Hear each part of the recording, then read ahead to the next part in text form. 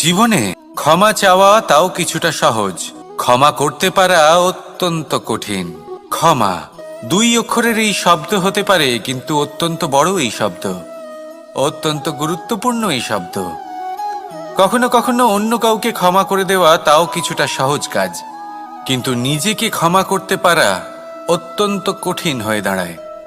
অতীতে যদি আমাদের এমন কোনো ভুল হয় যে কারণে আমরা নিজেকে ক্ষমা করতে পারি না, অনেক সময় এমন কিছু ভুল করে বসি যে বিষয় শুধু আমরাই জানি, কিন্তু আমরা নিজেকে ক্ষমাই করতে পারি না, আর আমাদের বিকাশ সেখানে স্তব্ধ হয়ে যায়।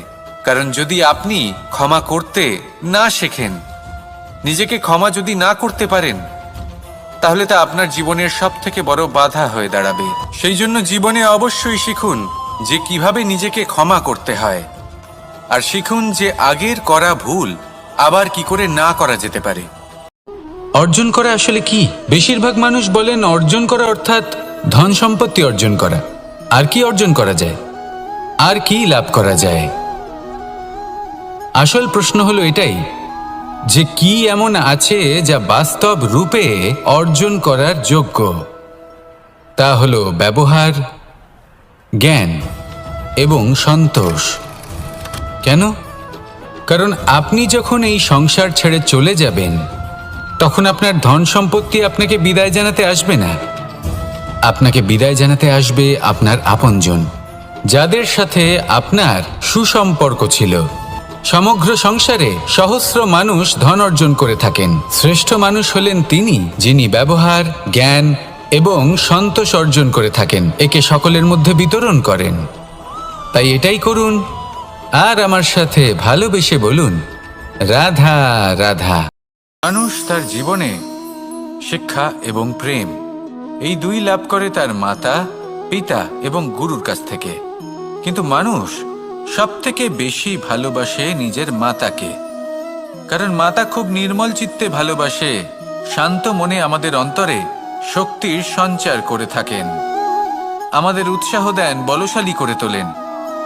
ব্যাপারটা কিন্তু এমন নয় যে আমরা নিজেদের বাবা বা গুরুকে ভালোবাসি না, তাদেরকেও আমরা অত্যন্ত ভালোবাসি, শুধু ওনাদের কঠোর ব্যবহার দেখলে আমরা একটু ভয় পেয়ে যাই।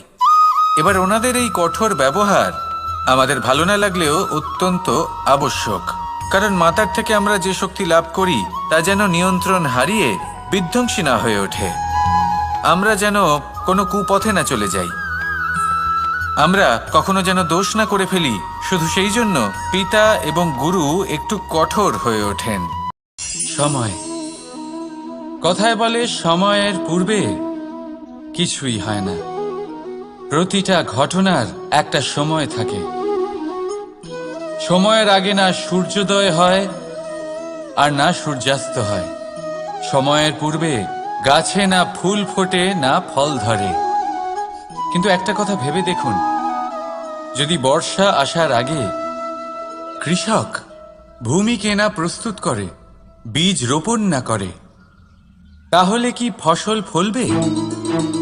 যদি কোনো যোদ্ধা যুদ্ধের পূর্বে নিজের অস্ত্রের ধার না দেয়, তাহলে সে যুদ্ধ কি করে লড়বে? এর মানে এটাই হলো যে সময় আপনার যখন আসার তখন অবশ্যই আসবে, কিন্তু ততক্ষণ এটাও গুরুত্বপূর্ণ যে আপনি নিজেকে তার জন্য তৈরি রাখুন, কারণ এই অর্জন করা আসলে কি?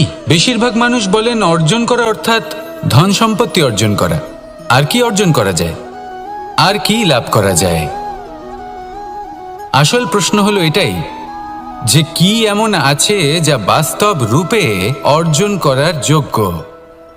তা হলো ব্যবহার, জ্ঞান এবং সন্তোষ। কেন?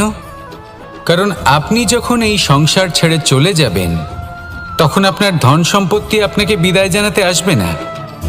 আপনাকে বিদায় জানাতে আসবে আপনার আপনজন, যাদের সাথে আপনার সুসম্পর্ক ছিল। সমগ্র সংসারে সহস্র মানুষ ধন অর্জন করে থাকেন। শ্রেষ্ঠ মানুষ হলেন তিনি যিনি ব্যবহার, জ্ঞান এবং সন্তোষ অর্জন করে থাকেন, একে সকলের মধ্যে বিতরণ করেন। তাই এটাই করুন, আর আমার সাথে ভালোবেসে বলুন, রাধা রাধা। মিত্র এবং শত্রু যা আমাদের সকলের জীবনে থাকে। মিত্র সে যে আমাদের সঙ্গ দেয় এবং সংসারের সব থেকে উঁচু শিখরে আমাদের নিয়ে যায়। এবং শত্রু সে যে কোনো মুহূর্তে যে কোনো শিখর থেকে আমাদের নিচে ফেলে দিতে পারে। এবার বিচিত্র ব্যাপার হলো এটাই যে আমরা নিজেরাই এদের সাথে নিয়ে চলি, নিজেরাই এদের পালন করি। তা কি করে? প্রথমে বুঝুন এই মিত্র এবং শত্রু কারা। আপনার নিজের মন, আর কেউ নয়। এই মনই হলো মিত্র যখন তাতে ভারসাম্য বজায় থাকে, তা নিয়ন্ত্রিত থাকে, তা পবিত্র হয়। কিন্তু যদি এই মন অনিয়ন্ত্রিত হয়ে পড়ে, যদি আপনাকে সে নিয়ন্ত্রণ করতে শুরু করে, তখন সেই আপনার সব থেকে বড় শত্রু হয়। সেই জন্য এই মনের ওপর নিয়ন্ত্রণ রাখতে শিখুন।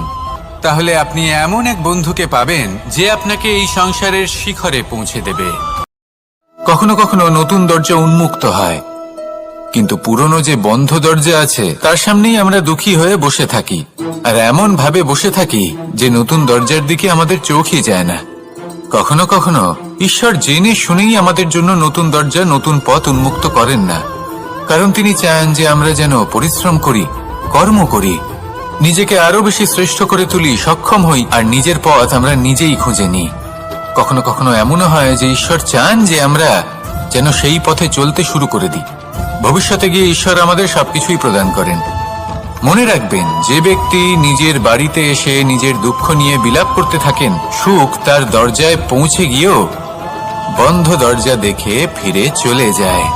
তাই দুঃখ আমাদের সকলের জীবনে আছে, কিন্তু সেই দুঃখকে আঁকড়ে ধরে বসে থাকবেন না, তাহলে আপনি আসন্ন সুখও ভোগ করতে পারবেন না।